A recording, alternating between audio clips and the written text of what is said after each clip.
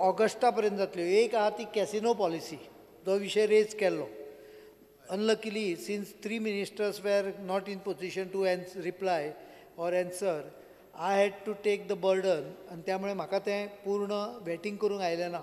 ह्या म्हयन्या भितर कॅसिनो पॉलिसी येतली, which will have basically government shall identify notify designated zones where present offshore casinos can be shifted to. म्हणजे सरकार notify करतले zones.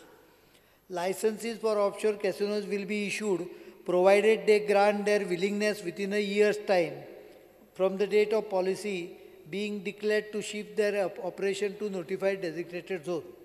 Thereafter, upon their willingness to shift, they will be granted maximum 4 years to shift their operations. Licenses for casino operations being granted in designated zone can be considered for tenure of 10 to 15 years, taking into account the huge investment required for such projects. Employment policy, दुसरी महत्वाची policy सरकारची आशिल्ली जी आमी ह्या हाका complete करूंक सोदी ती म्हणजे employment policy. Government desires to address the problem associated with unemployment by bringing out an appropriate policy by end of this month. Employment in government sector, policy shall address the issues related to temporary and contractual employees in a phased manner, whereby upon completion of certain period in service, regularization will be considered subject to adherence to guidelines being formulated.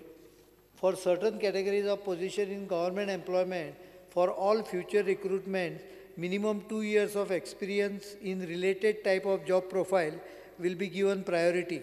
And by August end, more than half the government department would be cleared and recruitment process would begin for more than nearly 2,500 positions. Government will give 7th pay commission to KTC and other government corporations and autonomous bodies as far as possible wherever they have made concerned representation to the government as per the circular.